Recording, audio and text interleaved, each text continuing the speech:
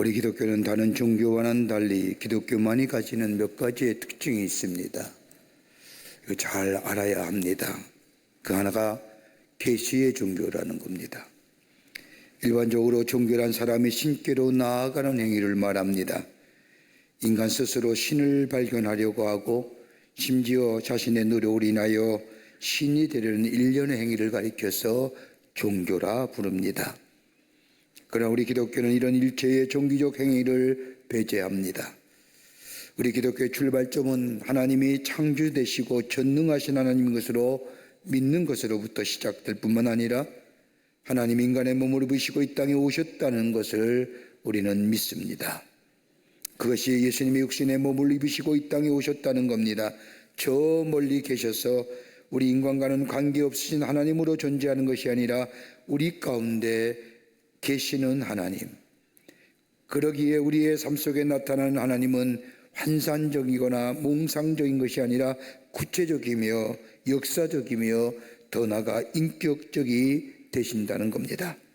사람이 하나님께로 나아가는 것이 아니라 먼저 하나님이 우리에게로 다가오시는 것로부터 시작이 된다는 겁니다. 인간이 먼저 하나님께 나아가는 것이냐, 아니면 하나님이 먼저 우리에게 오시느냐, 어느 편에 서 있느냐에 따라서 그 신앙이 인본주의냐 아니면 하나님 중심의 신앙이냐의 구분점이 됩니다. 또 하나 우리 기독교가 갖는 특징이 있다고 한다면 말씀의 종교라는 겁니다. 대부분의 종교가 나름대로의 경전을 가지고 있습니다.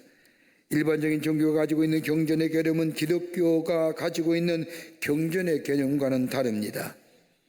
여러분, 다른 종교가 가지고 있는 경전을 보면 다 아는 사람도 없고 다 읽은 사람도 없습니다.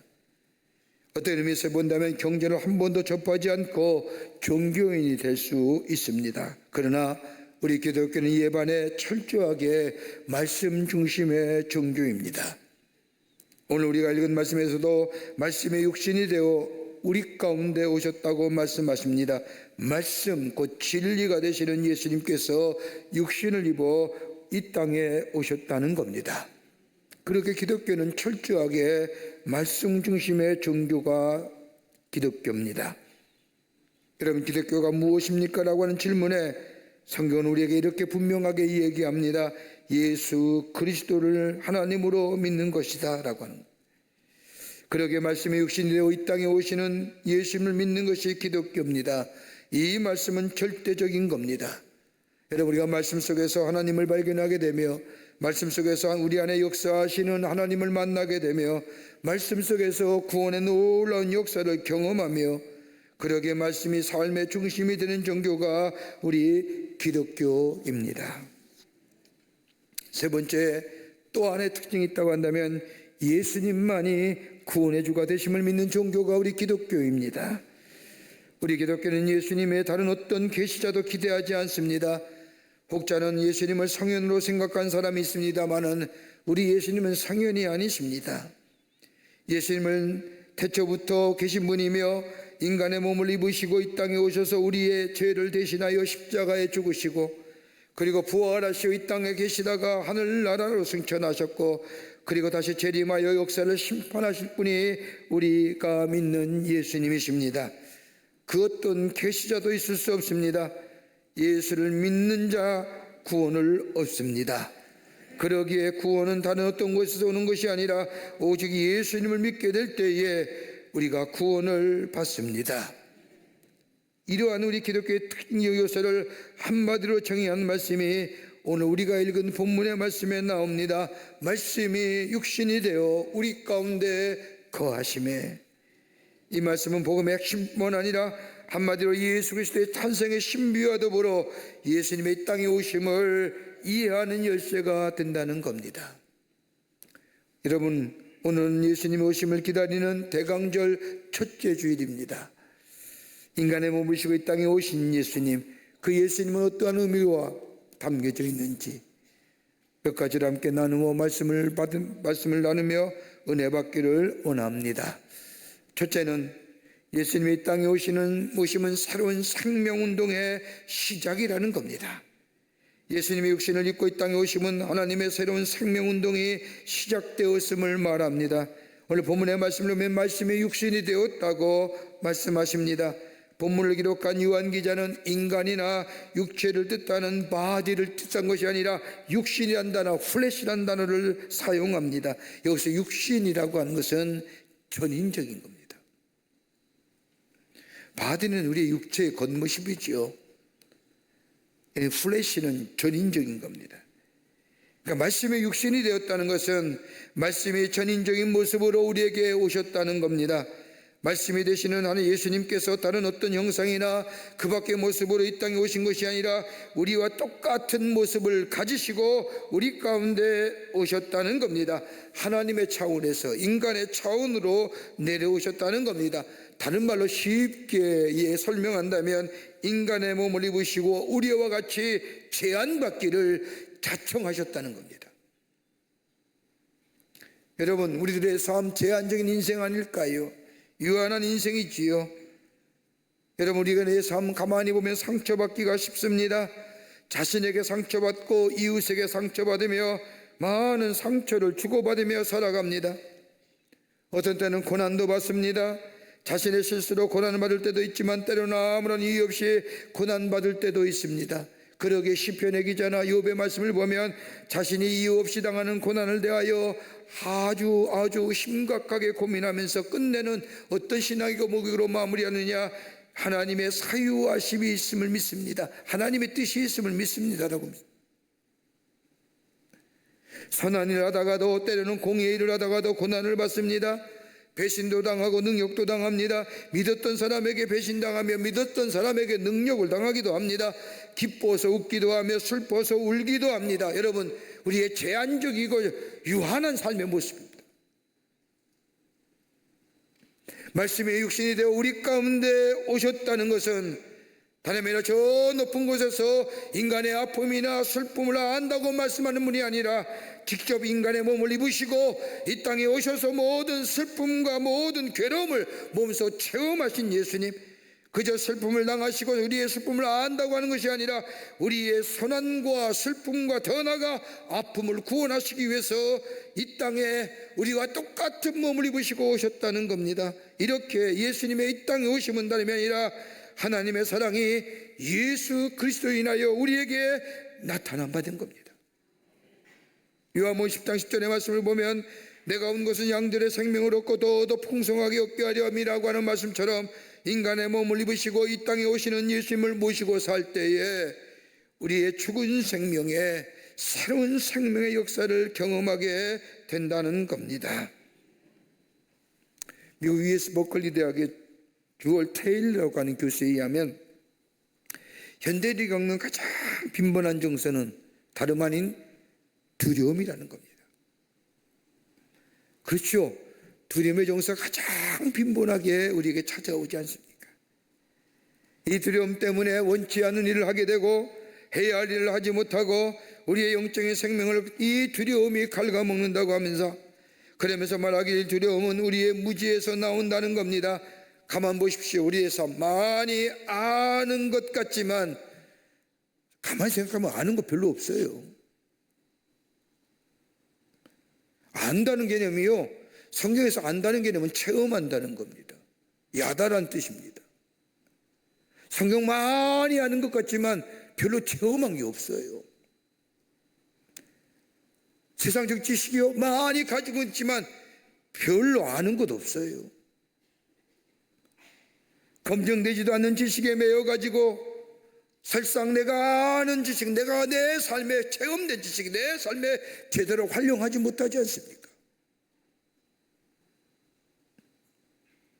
이런 이유 때문에 새로운 사건이 부딪힐 때마다 손을 들고 맙니다. 정보는 많이 가지고 있으나 통역하고 없습니다. 내 삶에 열매의 알을 맺지 못하기에 새로운 것을 만들어내지 못합니다. 이러다 보니 내가 나를 믿을 수 없는 겁니다. 내가 가지고 있는 지식이 정말로 참된 지식인지요? 내 의지와 지식대로 살 수가 없습니다. 그러게 상처가 있고 아픔이 있고 문제 때문에 전전긍긍합니다. 상처가 있으므로 문제가 있으니 해야 할 길을 제대로 할 수 없죠. 이거 이길 수 있는 비결이 어디 있을까요? 이걸 넘어서는 게 뭘까요? 여러분, 성경 말씀을 가만히 보면 우리 안에 용기가 있어야 한다고 말합니다. 돈도 아니고 지식도 아닙니다. 생명 깊은 곳에서 나오는 신앙적 용기가 있을 때에 우리의 생명을 갉아먹는 것을 넘어서서 새로운 생명력을 얻게 될 뿐만 아니라 그 생명의 역사를 내 안에 일으킬 수 있는 건 뭐예요? 용기입니다. 이걸 가리켜서 holy boldness, 거룩한 담대함. 또 하나 또 한다면 겸손함입니다. 여러분, 진실함과 겸손함은 같은 겁니다. 진실할 때에 겸손할 수 있습니다. 여러분, 어떻게 겸손할 수 있을까요? 다름이 아닌 진리가 되시는 예수님이 우리 안에 임재하여 계실 때에 우리는 비로소 겸손할 수 있으며 진실할 수가 있습니다. 예수가 내 안에 계실 때에 낮아질 수 있지요. 또 하나 또 한다면 더 나아가 자신의 가치를 소중히 여기라고 하는 마음입니다. 내가 얼마나 소중한 존재를 깨달아야 됩니다. 나만큼 소중한 존재가 어디에 있습니까? 하나님의 아들 되시는 예수님께서 나의 죄를 위하여 대신 십자가에 돌아가셨습니다. 죄의 싹은 사망이라고 했는데 내가 치료해야 할 죄의 싹을 우리 예수님께서 대신 담당하셨습니다. 그리고 나에게 새로운 생명을 주셨습니다. 여러분, 얼마나 값진 인생입니까? 예수님이 나를 위해 죽으신 거예요. 얼마나 소중한 존재입니까? 이런 것들을 믿음 안에서 받아들일 때에 내 안에 새로운 생명이 창조될 뿐만 아니라 새로운 생명운동이 일어납니다. 용기와 더불어 진실함과 겸손함, 자신의 가치를 소중히 아는 마음, 여러분 어떻게 가능할까요? 다름 아닌 예수님이 내 안에 계실 때에 비로소 가능해집니다. 예수님이 임마누엘 주님으로 우리와 함께 있을 때에 두려움을 이길 수 있습니다.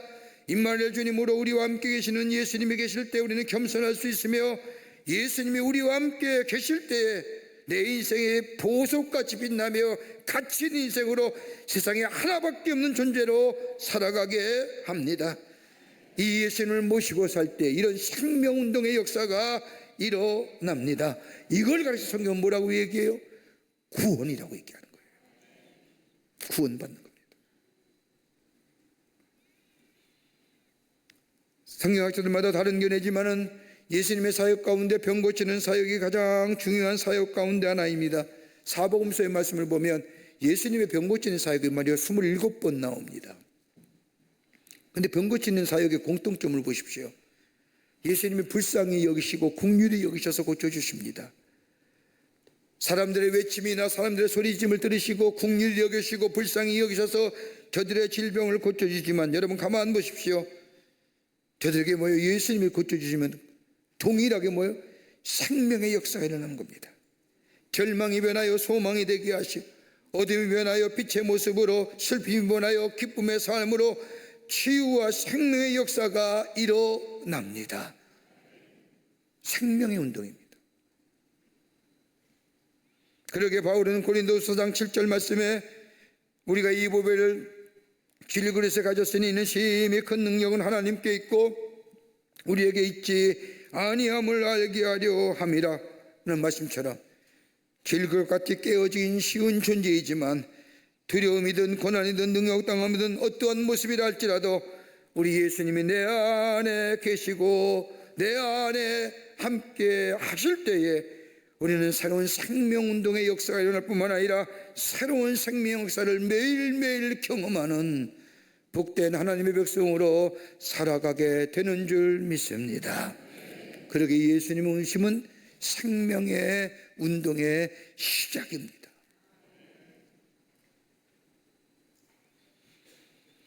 두 번째로 예수님이 이 땅에 오심은 은혜의 나타나심입니다.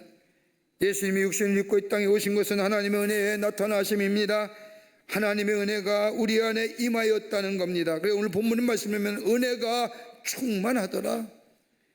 우리가 흔히 예배 드리고 나서 나가면서 은혜 받았습니다, 은혜가 넘칩니다, 은혜가 충만합니다 라고 고백하며 가시는 분들을 보게 됩니다. 옛날에는 강연을 잘하십니다, 연설을 잘하십니다 이러고 나가시는 분들도 계셨는데 요즘은 그러질 않아서 감사해요.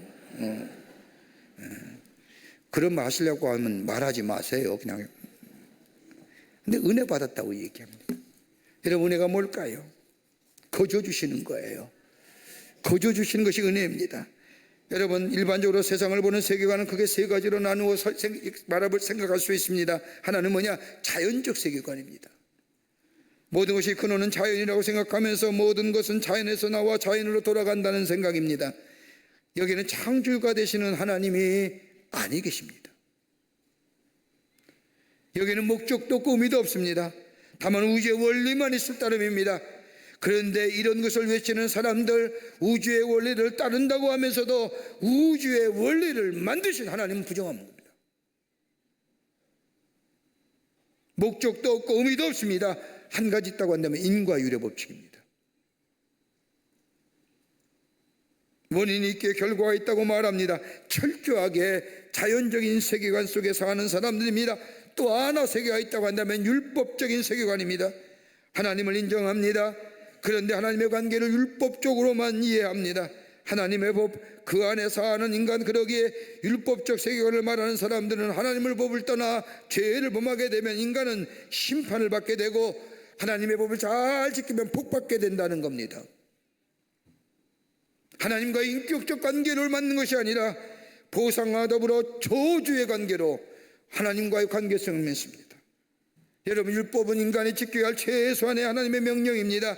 그런데 이런 율법을 주신 근간에는 우리를 사랑하시기에 우리가 하나님의 사랑으로서 지켜야 할 최소의 길을 주신 겁니다.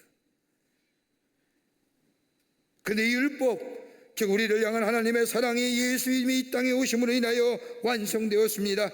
율법을 지켜서가 구원받는 것이 아니라 예수를 믿을 때에 비로소 우리 안에 구원의 가능성이, 구원이 열려졌습니다. 그런데 율법적 세계관에 사는 사람들, 율법을 지키지 못함으로 인하여 절망과 공포 속에 살아갑니다.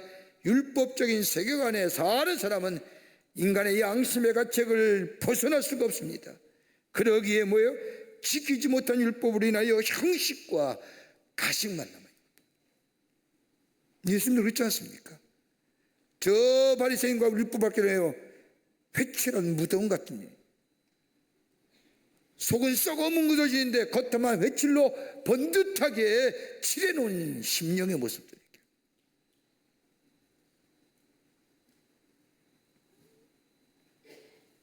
또 하나 세계관이 있다고 한다면 은혜적 세계관입니다. 모든 것을 은혜로 해석하고 이해합니다. 병이 들거든 아니 우리의 삶에 실패가 있음에도 모든 것을 은혜로 생각합니다. 저 다윗이 고백한 것처럼 사유함이 있음을 내가 믿습니다. 몸에 병이 든 것도 하나님의 저주가 아니라 나로 하여금 하나님 앞에 좀 더 가까이 나아가기 위한 하나님의 계획이라 생각하며 은혜로 받아들입니다. 가끔 저의 사무실에 들어와서 목사님 기도해 주세요. 그래서 물어보면 이번 주에 병원 갑니다. 아침에도 일부 예배 마치면 우리 권사님 한 분이 오셔서 이번에 병원 가는데 목사님 기도해 주세요. 같이 기도하고 있습니다. 그럼 돌아오면서 꼭 하시는 말씀이 있습니다. 공통적으로 하는 얘기입니다. 병원에 갔다 오든지 병이 거기서 나으셨든지 공통적으로 하는 거예요. 이 병 때문에 하나님을 더 깊이 만나고 하나님이 주신 새로운 은혜를 경험하게 되었습니다라고 고백하는 거예요. 은혜를 경험했다는 거예요. 여러분, 실패도 마찬가지입니다. 누구든 실패하기를 원하겠습니까? 그러나 우리의 삶 속에 때는 실패가 찾아올 때에 은혜 안에 사는 사람은 이 실패야말로 나를 하여금 하나님의 겸손케 하시기 위한 하나님의 계획이다라고 받아들이며 그 실패를 넘어서서 새롭게 힘있게 나아가는 것을 보게 됩니다. 여러분, 다윗 보십시오. 다윗의 아들 압살롬의 반역으로 인하여 야밤의 맨발로 예루살렘 성을 떠나 도망길 피난의 길을 떠납니다. 주변의 장수들과 더불어 군종들이 반역을 일으키는 압살롬을 죽이려고 하자 다윗은 자신의 죄를 하나님 앞에 철저히 회개합니다. 죽이는 게 대수가 아니라 하나님 앞에 자신의 과거에 하나님 앞에 지었던 죄의 모습들, 그리고 뭐요? 더 겸손의 자리에 들어갑니다. 이게 은혜 세계관 속에 사는 사람. 모든 것이 거저 주시는 하나님의 은혜로 생각합니다. 은혜의 세계관 속에 사는 사람에게는 언제나 감사가 넘칩니다. 오늘 본문의 말씀을 보십시오. 육신의 몸을 입으시고 우리에게 새로운 생명을 주시기 위해서 이 땅에 오신 예수님, 여러분, 무슨 대가가 바람이 있습니까? 아무것도 없습니다. 그저 은혜입니다. 은혜로 거저 우리에게 새로운 생명을 주시기 위해서 인간의 몸을 입으시고 이 땅에 오셨다는 겁니다. 오늘 보면 16절의 말씀을 보면 우리가 다 그의 충만한 데서 받으니 은혜 위에 은혜로라 말씀하십니다. 은혜가 충만하다는 겁니다. 충만하다는 것은 다 채워졌다는 겁니다. 공간의 의미도 내용의 의미도 시간적 의미도 모두가 다 포함되는 겁니다. 이 땅에 오시는 예수님을 받아들이면, 예수를 만나면, 예수와 함께하면 다 채워지는 역사가 있게 됩니다. 우리에게 두려움도 사라집니다. 죄에 대한 죄의 죄책감도 사라집니다. 구원받은 백성으로 우리를 인도하시고 도우시고 선한 목자가 되신 우리 예수님이 나와 함께 하시는 이 채우심의 역사, 그러기에 우리에게 이 은혜를 주시기 위해서 우리 예수님이 이 땅에 오셨다는 겁니다. 그리고 오늘 본문 말씀해 보세요. 은혜 위에 은혜로라고 얘기합니다. 헬라 원문을 보면 카니난티 카리토스라고 하는 이 얘기는, 이 영어의 표현하면 인스테이드, 은혜를 대신하는 것도 은혜. 무슨 얘기일까요? 절대적 은혜입니다. 이 절대적 은혜의 의미는 은혜 아닌 것이 없는 은혜, 은혜 아닌 것을 물리치는 은혜, 은혜의 최종 승리를 말합니다. 모든 것이 은혜 되게 하는 것이 은혜라는 겁니다. 그러기에 은혜적 세계관에 사는 인생은 가지고 못 가지의 문제가 아닙니다. 이 사람에게는 부러울 것이 없습니다. 이 은혜에 의해 은혜를 가진 이 절대적 은혜의 살 속에 사는 사람에게는 다 아름답게 보입니다. 새소리를 들어도 아름답게 보이며 꽃을 보아도 아름답게 보이며 모든 것이 은혜로 보고 은혜로 듣고 은혜로 해석합니다. 그러기에 이 심령 안에는 소망이 넘칩니다. 정열이 넘칩니다. 은혜의 삶을 살기에 차원하는 마음이 생깁니다. 다른 사람에 대하여 긍휼과 자비의 마음이 그 속에 넘쳐나게 됩니다. 이게 우리로 하여금 이 귀한 은혜의 삶을 살아가기 위해서 우리 예수님이 인간의 몸을 입고 이 땅에 오셨다는 겁니다. 어느 아버지가 초등학교에 다니는 아들을 데리고 교회에 나갔습니다. 그날따라 목사님의 설교가 어른도 이해할 수 없을 정도로 철학적이며 신학적인 설교라는 겁니다. 아버지 아무리 정신을 차리고 열심히 듣지만 잘 이해가 되질 않습니다. 근데 가만히 옆에 있는 초등학교 아들을 보니 눈을 또렷한 눈을 가지고 열심히 목사님의 얼굴을 집중하며 쳐다보는 겁니다. 그래서 예배를 마치고 아버지는 아들에게 물어보았습니다. 아들아, 오늘 목사님의 설교가 참으로 알아듣기 힘들었는데 너는 목사님을 계속해서 뚫어지게 쳐다보더라구나. 그래, 많이 알아들었니? 그저 아들이 대답하기를 아니요, 한마디도 알아듣지 못했습니다. 근데 왜 그렇게 열심히 목사님의 얼굴을 쳐다보았니? 라고 하자 아들이 대답하기를요, 아빠, 저는요 목사님을 본 게 아니라 목사님 뒤에 있는 십자가만 쳐다보았습니다. 그때 아버지가 아들에게 얘기합니다. 너야말로 제대로 하나님을 믿는 사람이구나. 목사의 설교가 어렵고 신학적 이 문제가 아니라 못 들으면 못 알아듣는 대로, 알면 알아듣는 대로 우리의 관심이 뭐예요? 우리의 집중이 십자가예요.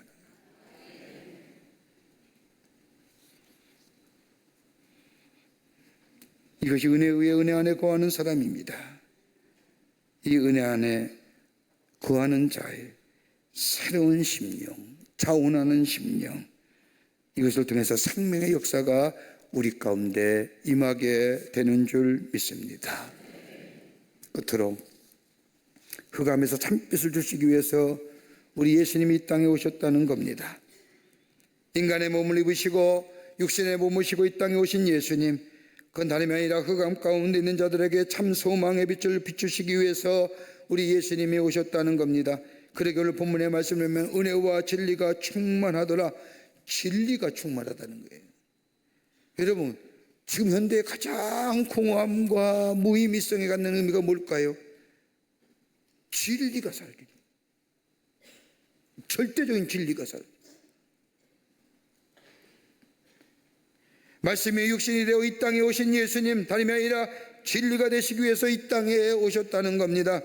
요한복음 14장 6절의 말씀을 보면 내가 곧 길이요 진리요 생명이라고 말씀하신 것처럼, 더 나아가 진리를 알지니 진리가 너희를 자유케 하라고 하신 말씀처럼, 우리를 진리로 자유케 하시기 위해서 우리 예수님이 인간의 몸을 입으시고 이 땅에 오셨다는 겁니다. 여러분, 사람은 누구나 다 자유를 원합니다. 그것도 참된 자유를 원합니다. 어떤 사람은 정치적인 자유가 있으면 자유하다고 얘기하며, 어떤 사람은 경제적인 자유요 사회적인 자유를 말하지만, 여러분, 이런 자유보다 더 깊은 곳에 우리 내면 속에 감추어진 죄로부터의 자유, 이 내면 속에 깊은 곳에 감춘 이 죄의 모습 때문에 우리의 심령이 항상 어두운 건 아닌가요? 여러분, 세계의 유명한 명작품이나 그림들을 바라보면, 그림들을 보면 가장 빈번하게 나오는 주제가 있다고 한다면 죄의 문제입니다. 셰익스피어의 햄릿이라든지 터스텝스키의 죄어벌이라든지 까라모즈프의 형제들이라든지 유명한 미술작품들을 보십시오. 주제가 죄의 모습. 음악도 예외가 아니지 않습니까? 죄의 문제를 할 때에 여러분, 색깔이 어느 것 같아요? 어두워요, 무거워요. 음악도 그러잖아요. 죄의 문제를 다룰 때 그 음악이 얼마나 어둡고 무거워요. 미술도 마찬가지잖아요.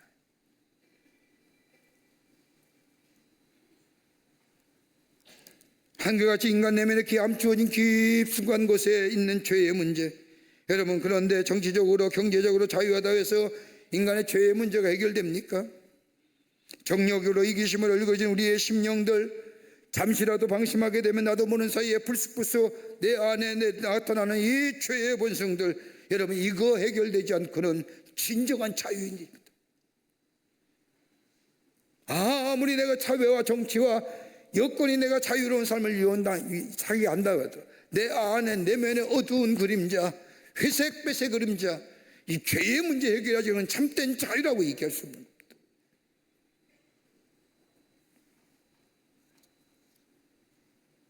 어떻게 해야 진정한 자유의 삶을 살 수 있을까요? 오늘 이 실존의 문제, 이 존재론적인 질문에 오늘 성경은 우리에게 말씀합니다. 진리로 우리 가운데 오시는 예수님을 영접하게 될 때에 죄의 문제가 해결됩니다. 어두웠던 우리 심령의 밝은 빛이 비추어집니다. 죄의 용서함뿐만 아니라 죄의 유혹을 이길 수 있습니다. 여기에 참된 자유함이 있습니다. 그러기에 누가복음은 예수의 오심을 2장 14절 말씀에 지극히 높은 곳에서는 하나님께 영광이요 땅에서는 하나님이 기뻐하시는 사람들 중에 평화로다라고 말하는 겁니다. 죄의 사함을 받고 죄의 유혹으로부터 자유함을 입은 사람들, 이런 사람들이 하나님이 기뻐하시는 사람들이요, 이들에게는 평화, 즉 하나님이 주시는 샬롬이 하늘로부터 내리시는 평화가 임한다는 겁니다. 샬롬의 축복입니다. 여러분, 히브리어의 평화란 샬롬인데, 헬라어는 에일이라고 말하는데, 여러분, 이 샬롬은 그냥 단순히 평화가 아닙니다. 히브리어에서 이 샬롬은 전체를 다 포함하는 겁니다. 완전함이요, 하나됨이요, 평화로움이요, 번영이요, 건강함이요, 충만함이요. 죄의 문제가 해결됨으로 인하여 우리 안에 있으신 이 하나님과의 관계성의 과목 하나됨은 이로 인하여 우리 안에 번영과 강건함과 평화로움과 충만함과 완전함과 하나됨의 역사가 우리 가운데 있어지게 된다는 겁니다. 이게 바로 우리 주님이 이 땅에 오셔서 우리 안에 거하시고 우리에게 주시고자 하는 어둠을 빛으로 바꾸시는 역사, 주님을 모실 때 우리 가운데 있어지게 됩니다. 이걸 위해서 우리 예수님이 오셨다는 겁니다. 우리 주님, 인간의 몸을 입으시고 오신 우리 주님을 내가 영접하고 받아들이게 될 때에 내 안에 새로운 생명의 운동이 시작됩니다. 은혜에 은혜가 넘쳐나는 삶이 됩니다. 내 안에 어두웠던 그림자가 빛의 역사로 바뀌어지는 역사, 매일매일 생명의 역사와 더불어 기쁨과 감사가 넘쳐날 뿐만 아니라 샬롬의 축복이 우리 가운데 임하게 될 줄 믿습니다. 이 주님을 기다리는 대강절이 되시기를 주님의 이름으로 축원합니다. 살아서 역사하시는 전능하신 하나님, 죄로 말미암아 죽을 수밖에 없는 저희들을 구원하시기 위해서 인간의 몸을 입으시고 이 땅에 오시는 예수님, 그 예수님을 우리의 마음에 자정시키심, 그 주님과 함께 더불어 우리 안에 주시는 놀라운 생명의 역사와 더불어 은혜 위에 은혜를 더하시는 역사, 그리고 우리 마음에 어두움을 아버지 하나님이여 제하여 주시고 빛으로 인도하시는 그 놀라운 생명의 역사를 누리는 주님과 함께 아버지 거하는 저희가 되게 하여 주시옵소서. 주님 어서 오시옵소서. 내 마음에 자정하시옵소서라고 기대하며 간구하며 주님 맞이할 수 있는 저희가 되게 하여 주시옵소서. 감사하며 예수님의 이름으로 기도하옵나이다. 아멘.